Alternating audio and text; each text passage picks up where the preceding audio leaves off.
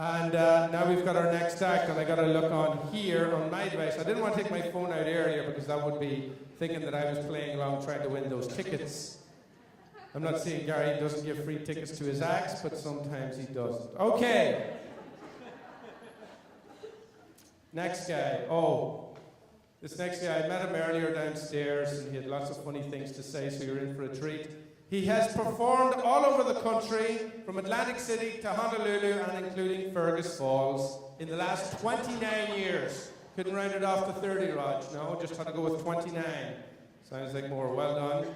He's won national comedy contests and been featured in NPR, and thinks of himself as almost an overnight success. He shared a stage with Willie Nelson, Johnny Cash, and who's the other one? Oh yeah, George Carlin.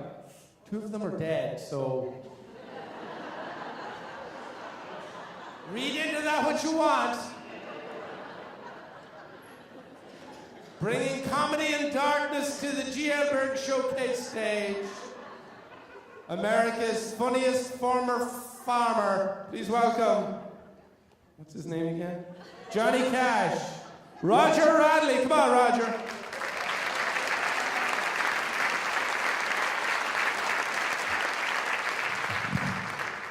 Holy crap, I'm the only one without an accent. And the thing is, you can understand me, right? The great thing about it, I mean, I can speak in a language you understand. I speak fluent Wisconsinese. Yeah, I can, which means basically we talk in nothing but questions. Like Wisconsin guys here, I could say, hey, this guy could probably weld that bumper hitch right on the back of that pickup truck. You think or no?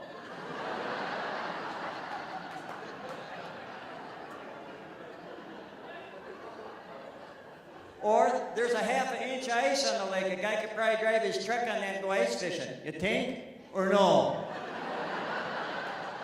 See, we ask that question to prevent us guys from doing stupid stuff. See, that's why the whole world should live like Wisconsinites. They should ask the stupid question, you think or no, before you do something. Now you laugh, but it's true. Don't you wish before we had the big financial meltdown, somebody would have stood up from Wisconsin at a shareholder meeting at Goldman Sachs or Lehman Brothers or Morgan Stanley would have said, yeah, hey there.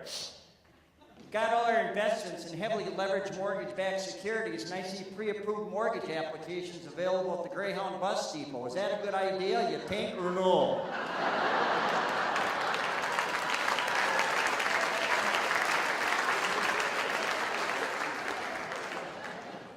I'm happy to be here, and I am happy to actually believe in my heart of hearts that winter is finally over. Don't, no. I acted like that once, and this Lutheran lady came up to me. Don't do that. You'll pay for it. This has been one of those winters. Remember how it started? We were all excited. Remember that? It's crisp. It's nice. It's crisp. Yeah, just about crisped my butt off this winter. And remember, you'd go out that first frost, remember? And you'd go out and you'd take and you'd scrape all the ice off the front, and you'd scrape it off the side, you'd scrape it off the back, and you'd get in, crisp. And then after what, 2, 3 weeks, you rake your fingernails across the front of the windshield, you get in and you say, to hell with it. Let the defroster take care of that. This was bad. You know it's a bad winter when Jim Cantori just says, I'm done. And when they start naming this stuff, and they come in with all these warnings, right? Which is really bad, because they start with that little crawl across the bottom of the TV. You're going, oh, damn. The following counties are under winter storm warning. And it really is bad in Wisconsin, because we have so many Native American names, which we have butchered. And they come across, it takes like 5 minutes for one county to go across the bottom. Wawa shika takawana hane I mean, I swear to God, I think when we named stuff in Wisconsin, we gave the job to somebody with Tourette's who stuttered real bad. Said, what's the name of that town? That's Winnowitch.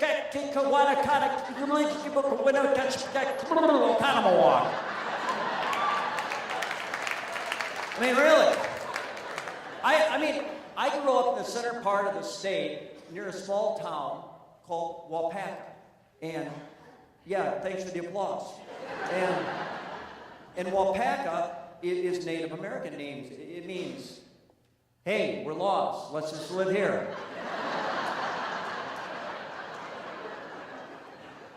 The other bad thing about winter are the winter sports. And I don't care what you say, I just don't like it. I really don't. The Winter Olympics were on. Did you watch the Winter Olympics? You're applauding? First of all, they had it in Sochi, and they said that was Russia. Now listen, that did not sound Russian, did it? I grew up in the days when we used to have the old USSR, and they'd have some guy speak in Russian. Remember that? He'd be on TV, and next to him would be the translator. And this guy would go, "Dobranya, wszystko poje, i nie pojeździe. To będzie wszystkie. Nie pojeździe, to będzie dobranie, wszystko poje wiezie. I nie poczuje zjeździe, bo wszystkie boje. I nie poczuje, bo to ten się budujcie, i nie pojeździe." Translator would look. Greetings.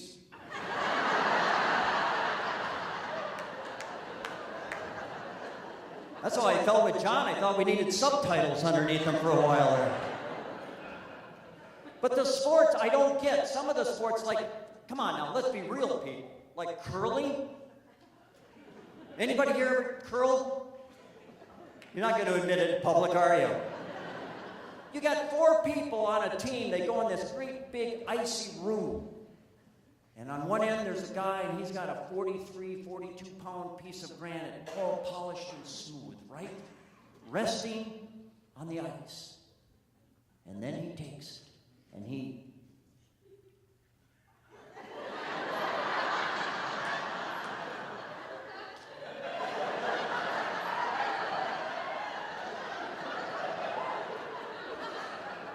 Fast, you say it? Yes, at speeds approaching 1.5 miles an hour.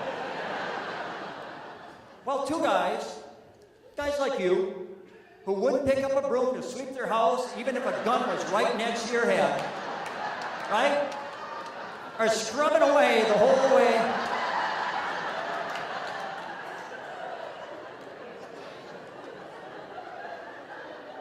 While a 4th guy is laying on his belly on the far end, talking to the stone. There's a guy talking to the piece of granite laying flat on the ice. I said, that's a sport for me. Because apparently you don't have to be drug tested to do that. And I could take a retired janitor and probably win a bronze. Any of you folks ever watched The Luge? Isn't that amazing? Doesn't that look like somebody lost a bet? It's like, yeah, Larry, you lost the bet. You got to put on this skin-tight underwear outfit. You're going to be laying flat on your back, going feet first down an ice chute at 90 miles an hour. Have fun. And they talked to people at the Olympics, people who had given up their life savings, sold their home, so they could go to the Olympics and watch a guy in the luge. Right next to the track, waiting. I'm excited, yeah. I sold everything I have, man. I don't have a penny. I want to see this guy. Standing out here in the cold. Yeah, exciting. You should be coming along according to the starting thing. Yeah, you should be coming in.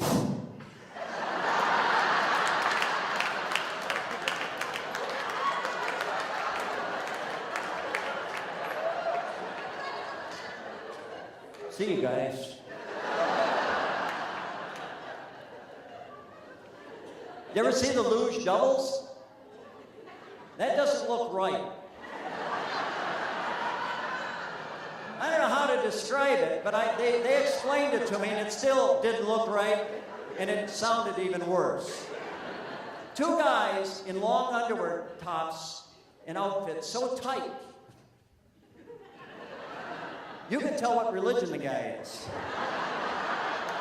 You can see the outline of the cross he's wearing. Why?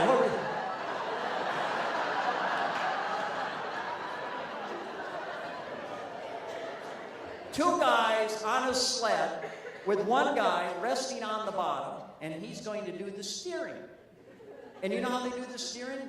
You women who've had babies, what's that exercise? Kegel exercise? Yeah, where you?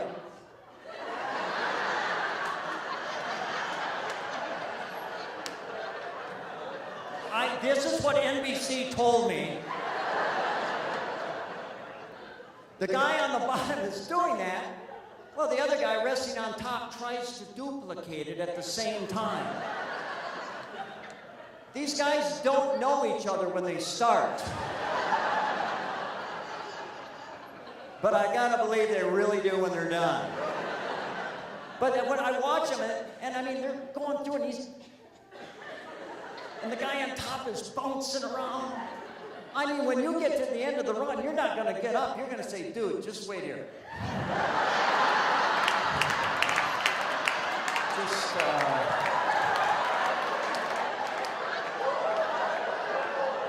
So we can check our time.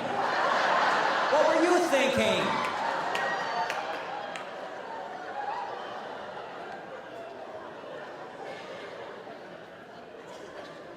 Well, I gotta get to work. This is my job. I'm a little distracted. I have a son having a birthday tonight. Yeah. It seems like only yesterday, you know what I mean, when you become a parent, it seems like only you can go back to when they were born, all right? And how many guys were there when their kids were born in the delivery room? Yeah, yeah. Waste of time, wasn't it? No, I mean, let's face it, the women do all the work. What are we there for? We're going, oh, jeez. Now, that must hurt you, think? Or no?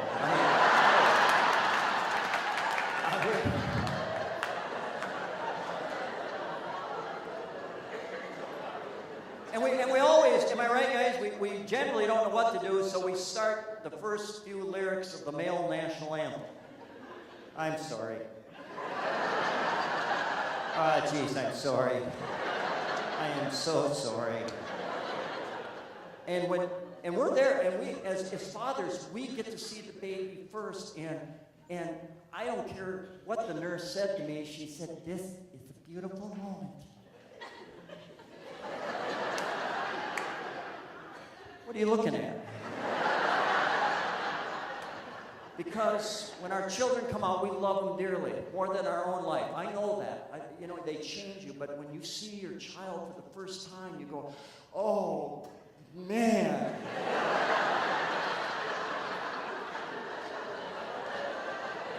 This isn't the one we have to keep, is it? No, my son looked like a sea otter that had washed up the shore covered with canola oil. He was just...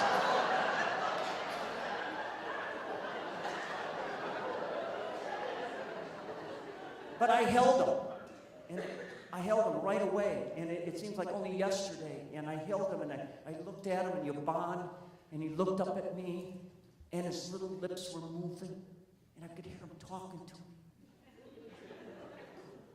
I could hear him say, "I'm gonna cost you $300,000. And he was spot on with that. What a waste of money they are, huh?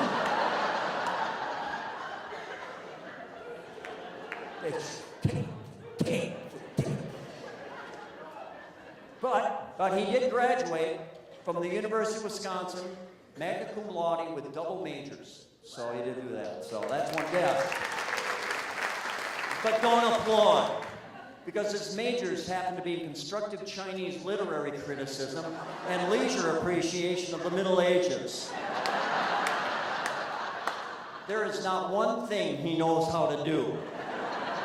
I mean, I can't wait until he goes in for his first job interview and he's spewing his liberal arts stuff to his prospective boss, you know, going, well, I believe in a post-rational paradigm shift based upon a Cartesian analysis with a kind of a deconstructionist approach based upon a paradigm shift that is consistent with a synergistic nihilism. That's fascinating, Sparky. Super. These will be your deep fryers right here. Wear a hairnet and try to keep up, okay? But see, I was too easy on it. When I was a kid growing up, like some of you here, everything when we were growing up was designed to hurt or kill us. It was. Kept us on our toes. Our candy was designed to hurt or kill us. Yeah, it was. Remember Jawbreakers? Remember those? The perfect size to lodge in the windpipe of a child. I got one of those stuck down my throat. I'm turning blue. I go wheezing like a pump organ up to my mom. She looked at me like any loving mother would and said, "Oh, for God's sakes. Learn to breathe through your nose, sip on some warm water. It will be gone in a couple weeks. We're not going to the doctor just because you're stupid. Next time you'll know better." Another candy you can't even find, you couldn't give the kids, because I'm sure if you did nowadays, you'd be thrown in jail. And we got them all.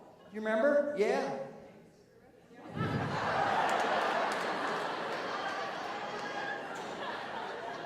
I'm 5 years old. I got the lifelike pant rolled up the sleeve of my t-shirt. Blowing the powdered sugar off to make it look like smoke. Laughing at my 3-year-old because he's putting the red end of the cigarette into his mouth first. You won't be able to smoke until you're 9. Another one, I don't know if they make these anymore, but this goes back to when we had penny candy and they'd throw it into a bin and every kid could come in and rummage through. Kids would pick it up. Ugh, don't want that. You had kids with pink eye, impetigo, cold sores, head lice, coughing, sneezing, hacking. That's why when H1N1 flu scare came along, I said, "Bring it on, you can't touch me." But do you remember these little wax bottles? Yeah. Filled with a fluid from China. We'd get those wax bottles, bite the top of them off, drink the fluid. Yeah. And then chew wax bottles. We chewed wax bottles, by God. And young people, you're laughing. I ate wax bottles. I ate them, and my parents sent me strings so I could crap out candles for the family, by God.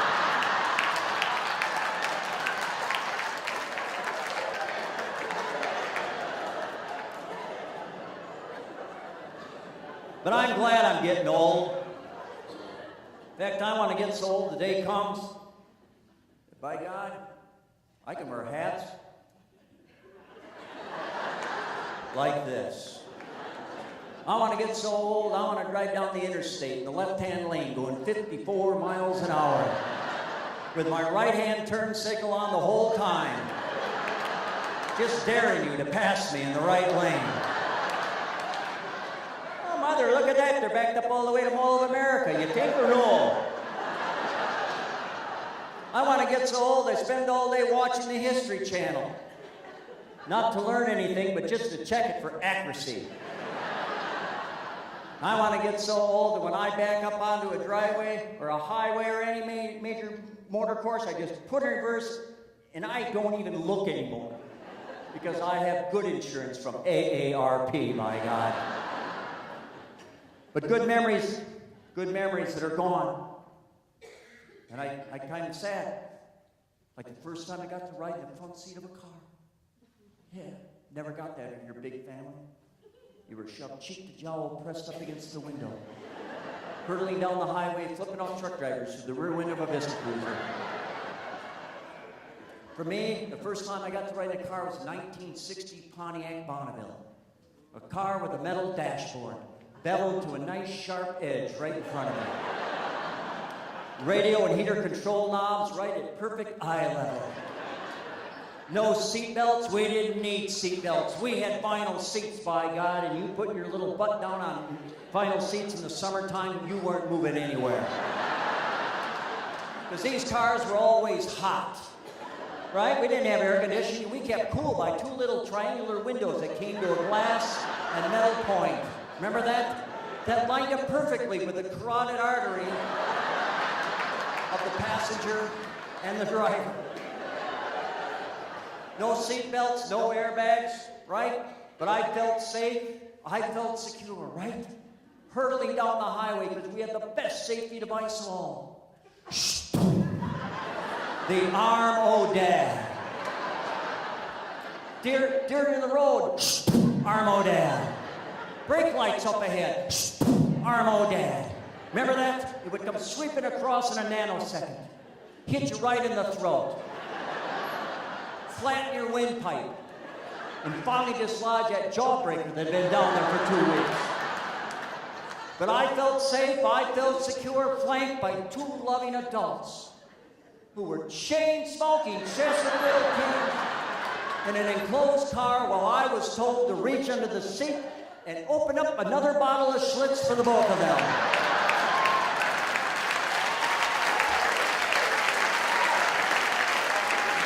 By God, I survived. I deserve to breed and have offspring. That's all I'm saying. Thank you very much. You've been a great audience.